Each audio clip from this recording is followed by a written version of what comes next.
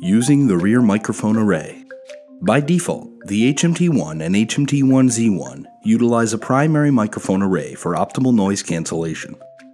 The primary microphone is located on the bottom of the display pod, close to the user's mouth, while the reference microphone, located on the top, detects and filters out ambient noise.